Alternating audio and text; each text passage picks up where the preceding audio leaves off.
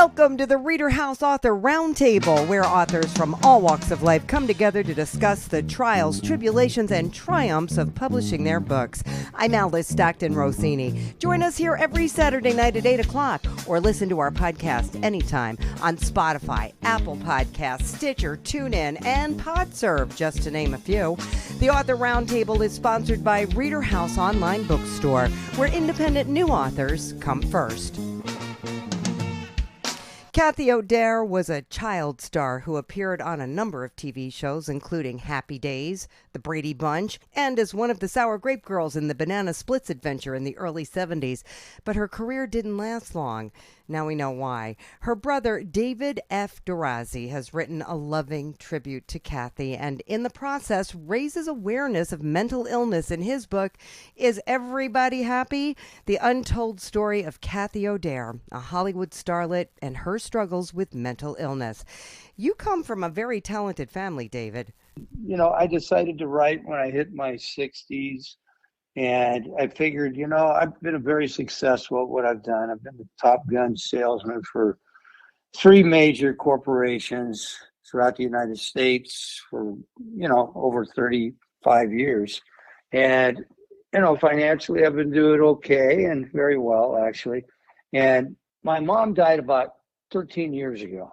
So I was in her garage and I got all these scrapbooks and all my dad's journals. And I said, wow, what is this? And it's weird. When I was growing up, I used to sit up in my dad's studio and used to watch him paint, and he used to write, and I saw him write his story, of his family's life.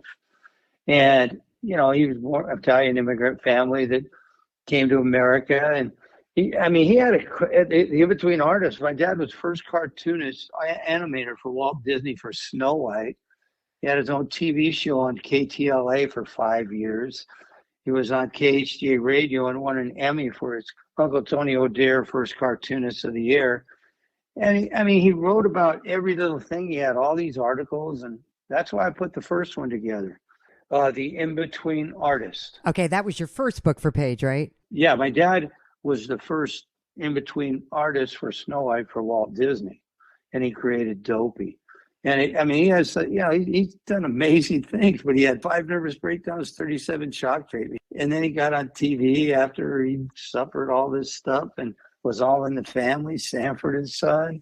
And he was an actor, he never stopped. He was top salesman after he came out of the hospital. He had 37 shock treatments and 5 nervous breakdowns. Oh my God, that had to be so difficult. Oh my God, it was. And so when I was 7 years old, I saw my dad taken away in a straitjacket, and he was in a state hospital for 6 months. He lost his memory, he was in an accident, and then he came home after that, totally depressed. And, and I wrote about it because I remember it all and I experienced it. And my mom, she threw it on me, man, when I was 14. She just couldn't handle it. It was crazy. But she had the good life with him when he was in vaudeville, TV, and all that. But then all this stuff happened after. But it was ugly. It was a real bad deal. They were fighting. And she said, David, you got to help. And I go, what do you want me to do? Get him to go to the hospital. And 14 years old, they had to take my dad to the mental institution and talk him into committing himself. And, I didn't know. Yeah, it was crazy. And so I had to deal with it growing up in high school. Nobody knew about it. And, I got through it. I'm most inspirational player, great football player on the team, great baseball, swimmer. I was a superstar, but nobody knew what's going on in my life backstage. But I really helped my mom through all this. And then when my sister ended up her later life after being a star, I realized my calling was to help her. And I wrote about that. And, she wrote her story, and my dad wrote his, and I wrote all my experiences. So that's how all this happened. It's interesting that both your dad and your sister, they were drawn to performing. Right? Yes. And correct. I guess on some level that helped them deal with their inner demon. No, I think it did. So I guess you felt compelled to write about your sister then. It was only natural to follow up your dad's story with your sister's story. That is so true. That's what I did. I mean, it's interesting. I had this doctor that encouraged me to write the first one, my dad's story, and then I just decided, hey, I did it for my dad. Why don't I do it for my sister? And my first one took me 6 years to write. This one took me 3 years. For people who don't know who Kathy O'Dare is, can you just kind of give us a little background? Yeah, Kathy O'Dare was, we had 4 kids in our family. She was the youngest daughter, only daughter, and girl in the family. And she took acting, started at 3 years old with the Anta Academy in Hollywood. She actually, who was in her class, she got to know well, was Mark Hamill, the Star Wars guy. She actually was very close friends with him growing up, did some funny things. And then she ended up getting her first break on the Banana Splits Adventure Hour when she was 11 years old. And Richard Donner was the director and producer of that show. And he took a liking to her and kind of stood behind her. And, she was one of the Sour Grape girls. And so that was her first big break. And then 16, she had been doing a few things here and there and kept going to acting class. She taught. And she was very successful, and she got this big part in Happy Days, and she was on the cover of TV Guide with Ronnie Howard, and she was on the pilot, and, Gary Marshall said, hey, Kathy, man, if you could stay healthy, he says, you're going to be a superstar. And, she hung in there. She was on the Brady Bunch. She was in the movie Eat My Dust with Ronnie Howard. And she had her first nervous breakdown when she was 18 and a half. And then she actually got through life up until the age of maybe 40 years old, 41. She had a baby. She kept saying she was going to have a kid, and she ended up having a kid. Her daughter's living and doing well. But that's in it, so overall she had a great entertainment life, but then she, had the demons come, just like you stated. Did she have to get out of entertainment after that first nervous breakdown when she was 18, or was she still able to perform? She was able to perform, for the next couple of years, but then it just kind of didn't work. She got on meds, and, it got her through those next 20 years pretty much. But then it really, when she hit, got in her 40s, and that's when an incident occurred again that she was in and out of assisted living homes, and they call them halfway homes.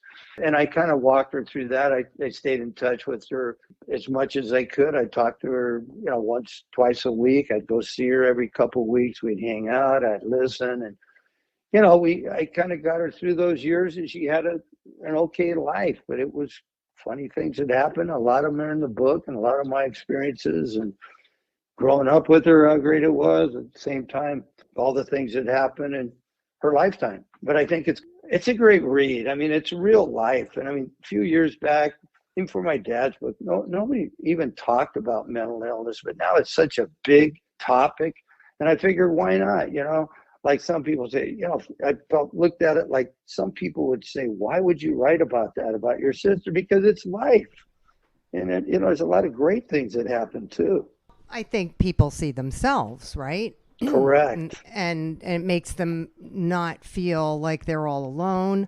That whole theory that, they read about themselves and they feel like, okay, she was able to make it through, or here's what she did, or, but yeah, I mean, yes, mental illness is at the forefront of the homelessness in every city in America, and it's mental illness, and yeah, we're talking about it. I just don't know what we're doing about it. And I'm sure when she was going through this, and especially your dad, it had to be that was probably the biggest family secret you had, and that's just tragic. That's just such a shame for you guys. Yeah, I probably should have had therapy, but I did it on my own, but I learned from it. And I credit that to being a Top Gun salesman for many years because of what I dealt with. I could get along with anybody, and I kind of put it all together. And, it's like, hey, you learn it. Most people run from it. Like a lot of these families, they go, I don't want to have anything to do with them. Well, I jump right in. And I really feel rewarded that I did it, because what you learn is there's no price you could put on it. But it was hard. It was difficult. I have 4 sons, and, getting through marriage and having to take care of your family, that, your blood family, on top of everything else, it can take its toll. It did one time for me. I'm on my second marriage, but everything's working. But I still have a great relationship with all my boys. And hey, what could I say? It's life. Life is where you want it to be. And I'm a positive guy. And one of the things I do, through the years, I've read all these motivational books you could think of: Zig Ziglar, Dennis Waitley, Og Mandino, all of them. And it's where when I started reading them, I said, man, I do this I've done all this stuff already. And that's the way I live and practice my life. Is there a particular story or incident with your sister that stands out that you talk about in your book? Yeah, I think, the one kind of funny story one time, like there were breakthroughs of my sister in conversation. Like I said, I was with her every couple of weeks. I spent a couple hours with her. I used to pass through when I did all the water treatment at Camp Pendleton. And one time I was sitting with her, and she always had this idea that she was married to Don Henley, David Lee Roth. And I go, and then one time I was sitting there, I said, Kathy, I says, that can't be true. I says, she says, yeah, I think you're right, David. She says, I've never had a real marriage with any of these guys, so I guess I'm really not married. But I mean, once in a while, things would happen like that, and I'd go, yeah, and then I'd do things with her. She, one of the things she loved David Lee Roth and Van Halen, and I took her to a concert out there at one of the casinos, take her out of her halfway place where she was, and I mean, she went back dancing. She loved to dance. We were listening to her right by the stage. That was one of the moments that I was able to kind of let her relive her teenage, her great years. She was always into music, dance, and I guess those are two times. But like I say, you have these breakthroughs, and I think that was the most rewarding thing. Right. One funny story was kind of interesting. She'd always she was delusional, so she'd make up this story one time that, well, I thought she made it up. She says, hey, I got beat up. I got a black eye. I said, oh, you're making this up. Well, anyway, I went to see her the next week, and she really did. I guess somebody did beat her up, and she said, yeah, David, when I was laying down on the ground, all these people from the home that I was at says she was on Happy Days. She was a star. Oh my God, David. I thought that it's like, wow. And I have these people where, they're on mental illness or addicted, coming back, trying to get better. Meet all kinds of people. Did you ever worry when you had your own children, or do you worry about your grandchildren? Because, mental illness oftentimes is, passed through a family. It's pervasive throughout generations. Yes, it's funny you answer that. Well, I can tell you a fact. I mean, I went to a therapist one time when I was going through the divorce thing, and I said, I got my sales life. It's fantastic. And I says, but my home life. And she says, well, you're probably walking the edge. It's like great salesmen are borderline manic, I says, wow. I says, well, I keep going, and then, yes, I do worry about my sons. I got 4 sons. I got a couple of grandkids.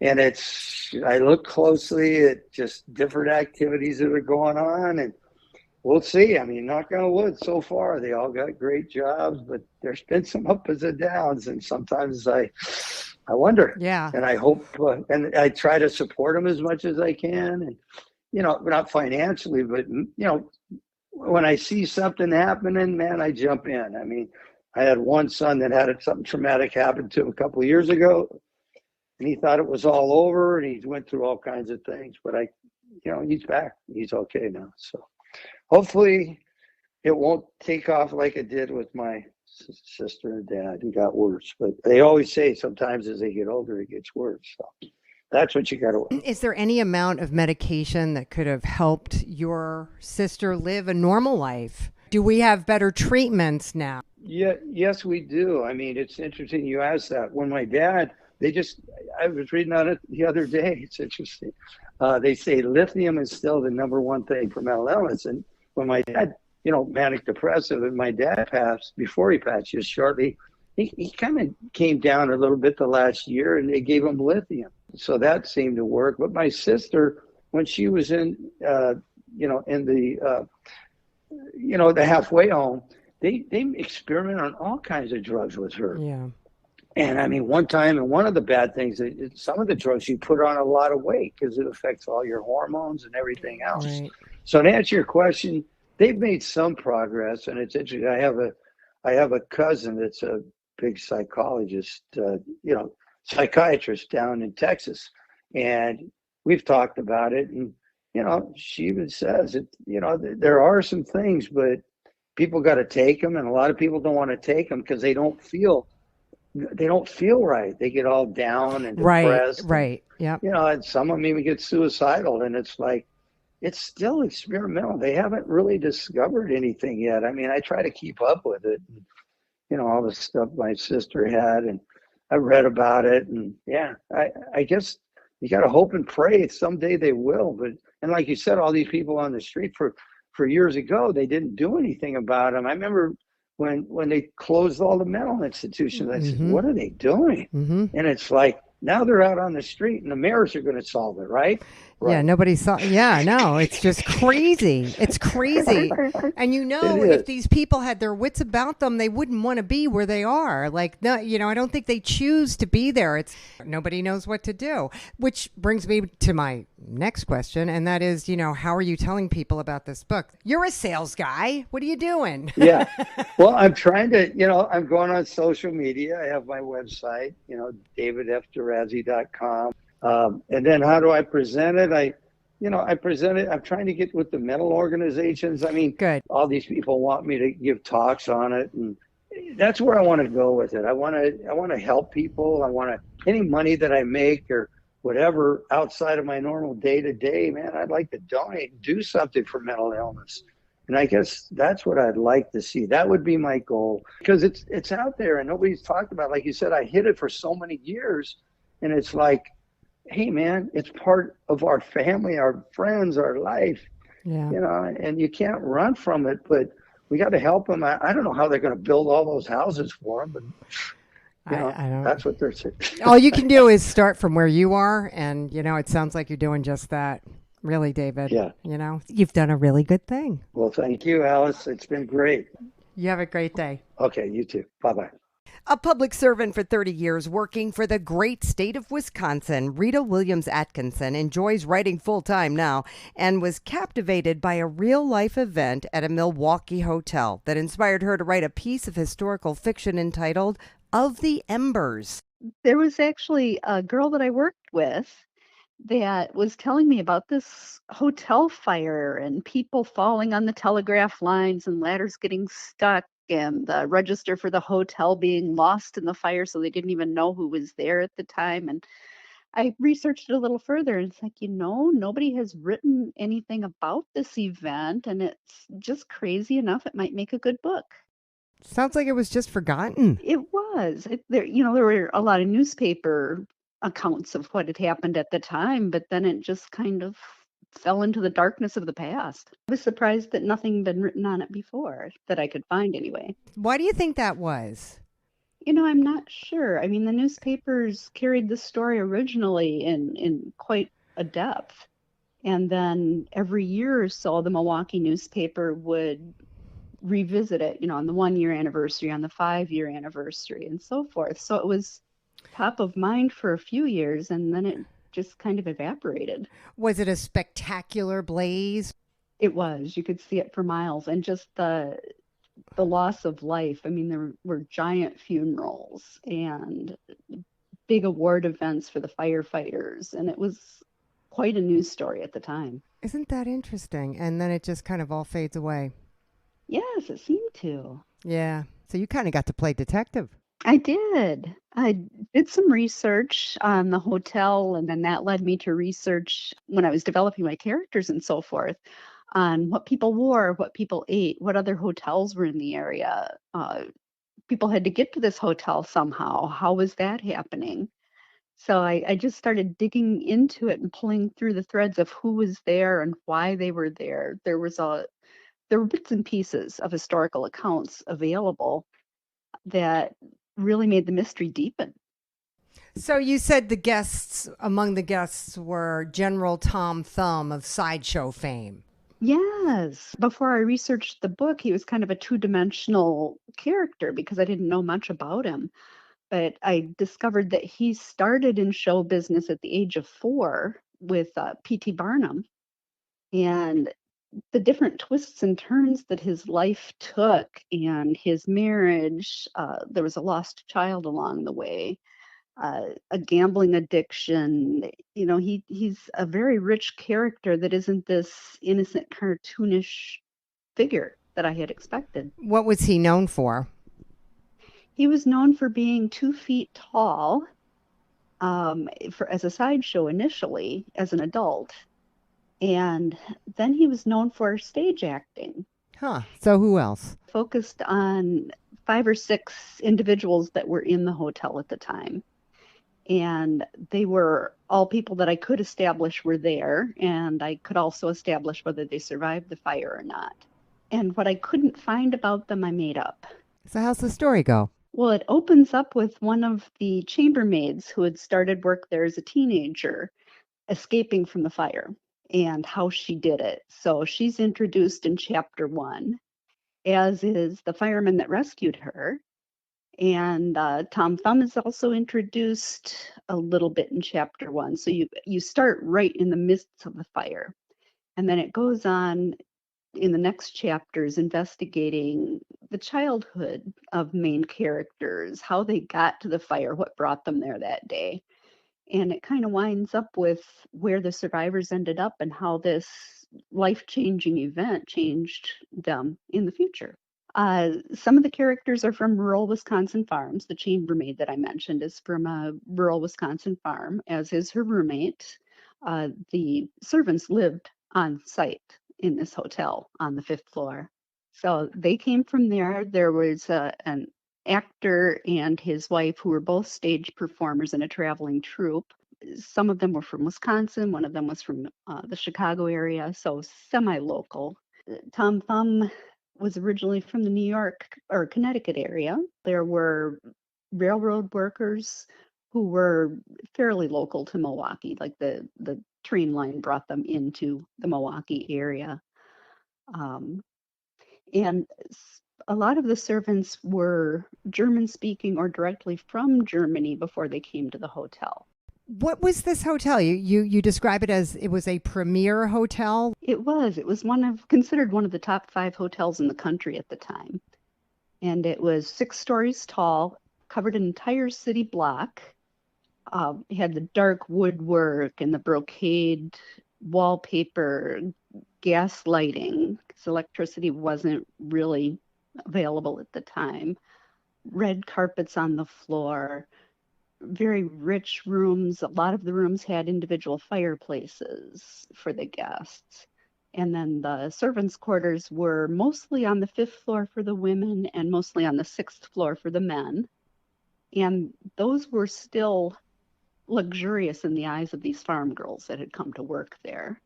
They had heating in the rooms. They were small, but clean, tidy little rooms. Were there relationships formed? There are a couple, yes. We follow the relationships of one of the firemen. We follow the relationship of the traveling troupe actors that I mentioned. We follow the relationship of some of the servant girls. So there's 3 or 4 romantic relationships that we follow throughout the book. I think the one relationship I can mention, because it might play a role in the fire, is I'd mentioned these newlyweds that were working with the traveling acting troupe. And there was a relationship where the bride had a previous relationship that ended at the altar. So there's the possibility that there was a motive there for the jilted lover to potentially start the fire. Potentially. Well, as soon as you said gas lamps, I went, well, how hard could it be to start a fire? It doesn't take much of a spark. That's true. No, seriously, in the 1800s, weren't there fires all over the place? Yes. There were a lot of huge major fires, right? Well, exactly. How many rooms were in the hotel? There were 300 rooms. A room for 300 guests, and it was estimated that it was fairly full that night between the guests and the employees. once again, the guest book was lost in the fire, but they estimate about 100 people perished. How did you find the people that you did find? Through a number of sources. The Wisconsin Historical Society was a wonderful resource. I was able to find newspaper articles from the time. There was a small pamphlet published probably a year after the fire. They had the lists of those that they knew perished and those that they knew survived. So that was a big resource. Okay. And honestly, Find a Grave was wonderful for me to research some of these names to see what their year of death was. Find a Grave? Yes, it's a website that has a lot of information. People can even go in and write little snippets of life stories on this website about the people that are buried. Who's the most interesting character in the book? It's kind of a toss-up. I mean, I'm emotionally attached to the chambermaids that come from a farming community because they're kind of based on my childhood. They came from a small town, had never really been away from home, and here they are plunked into the big city in their first job. And everything's new and everything's foreign, and just the coming of age was interesting to me. But I also kind of like the fireman that risked his life to save these people. You know, between those two. Is there any of you in the chambermaids? There is. My childhood memories, the farmhouse where I grew up is in the book. So there's a little bit of me there. There's a little bit of the wonder that you feel as a child that gradually gets chipped away. There's honestly a little bit of me in each of my characters. Like the fireman's a real crab and doesn't get along well with others. Well, I have those days too. So I drew on that energy for him. Tom Thumb being a fish out of water at first, you know, I felt that way in my life too. So I drew on different aspects of my personality and different experiences for each of my characters. Do you end the story here, or do some of these characters, do we continue to follow them? That's a question I've been kind of tossing around the last couple of days. I did leave it open for a sequel. Okay. So it's not a cliffhanger though, right? When it ends? I think you're going to have to read it to find out. Oh. You're killing me here. No, that's good. All right. So you have never written anything like this before, right?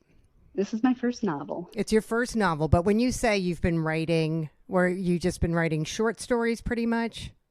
Yes, I started with short stories in 6th grade, to be honest. It was, yes, our English teacher at the time, it was a class assignment where we all wrote a children's story and bound it ourselves. And so that got the bug going for me. And I've written short stories and little snippets of stories off and on throughout my life.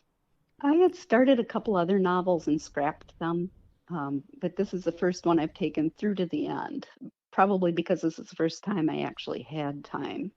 Because you're retired. Exactly. The kids are out of the house. I don't have to go to work every day, so this became my job. It sounds like you love it. I do. It was a lot of fun. That's great. So what's next? So I have a couple of readings, one of them in my hometown and one of them in the town where I live now, scheduled over the next couple of months. How do you set that up? The one that's in my hometown, I arranged with the public library in town. And the one that's here in the town that I'm living in now, I contacted a local venue that allows you to rent out a room. And I've invited just some close friends to each of those. I do a brief introduction about the basis of what the book is about, and then read a short passage and then take questions. What kind of questions do you get? Well, I haven't had my first reading yet, so I I haven't honestly... even had one yet. Oh, I'm sorry. Okay, No. so it might be like this. Exactly. People going, but wait, what else happens? But then what else happens? I would love for Netflix to pick it up and do a 3-part miniseries, but I think that's a pipe dream. Listen, you never know. Just one last thing. How'd you feel when you got that book in the mail? It finally felt real. And, you know, a little bit of the electricity about, I did this. It was exciting. Good for you, Rita. Congratulations. Well, thank Thank you. You have a great day, all right? And good luck with those book signings. You're going to be great. Well, thank you. Have a good day. You too. Bye-bye. Shadahyah Elizabeth has a very active imagination, and when she was little, she used to make up stories with her sisters. Then she started writing them down, and her uncle said, hey, maybe you should take this a little more seriously. And now we have My Family Secret. So what finally made you do it? I was watching a show on the Sci-Fi Channel, and I wanted to change their idea. I always get inspired by watching or reading something that somebody else has already out there. What was it? It was probably Roswell High School. It's a show that came out in 1998. You're talking about Roswell, the sci-fi series from the 90s, and The Diner in the series called Crashdown Cafe. All right, refresh our memories. Well, it's about this girl who works at a diner, at a Crashdown diner, and then she meets this boy. Well, she's known him since she was a kid, but they never talk. And then they found out that he was an alien. It's him and his sister and his friend. I wanted to incorporate some of the ideas, romance, aliens, all that other stuff. So how's your story go? Well, my story, you have a girl who, at a young age, she can read minds. She's telepathic. Her mom is telepathic. Her sister is telepathic. She has a stepfather who has no idea that either of them are telepathic. And then she meets a boy who has the same abilities as her. And they are in high school, seniors. She's the popular girl. He just got there. Nobody likes him, especially her ex-boyfriend.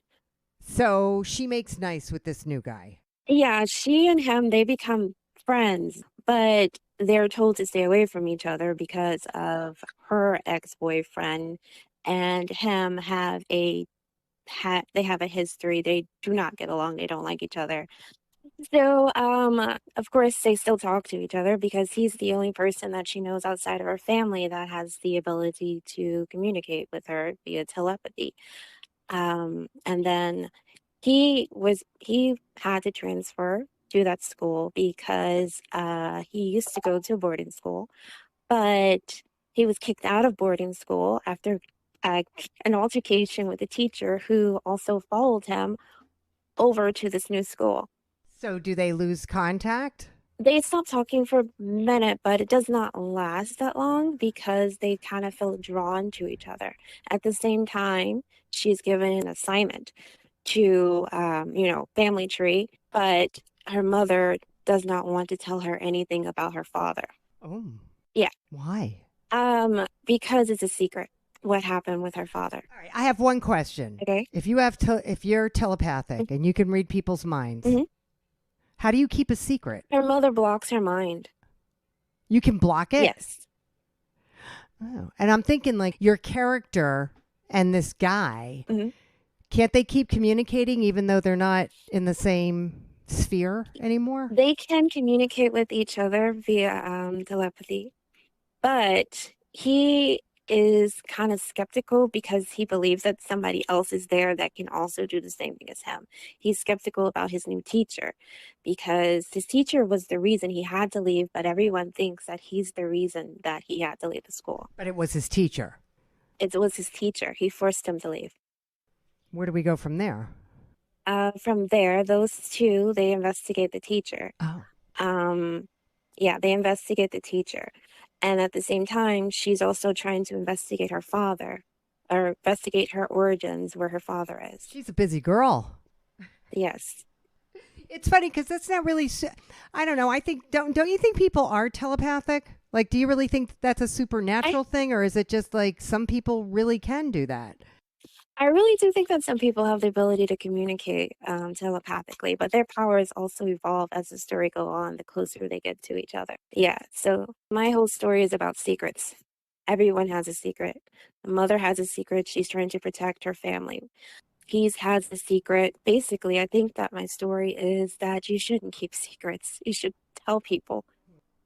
If there's something that you want to say, you should tell them and not just keep it to yourself, especially if it's important. And there's a lot of misunderstandings that come from secrets. And it sounds like this is high school kids, right? Yeah, they're seniors in high school. Yeah, and they don't get that. Mm-mm. They're afraid what people might think about them or say about them. Yes. But you're not keeping your book a secret, right? Told everyone on my social media that I have wrote a book. I showed them a cover. I was so excited when I saw the cover. And yeah, but I haven't set up the book signings yet. Do you have any desire to do that? Yes, I do. I'm nervous because I'm not really a good public speaker but I really would love to do it. Well, a lot of times that people want to know, like, what was your process? A lot of times when I write, the idea just pops in my head and I go from there. It's not really a process. It's more along the lines of an idea just happens and then I open up my laptop or take out a pencil and a sheet of paper and just write whatever idea comes to mind. And it evolves into a story. A lot of people say that. Are you doing a follow-up to this book? Yes, there was going to be a sequel.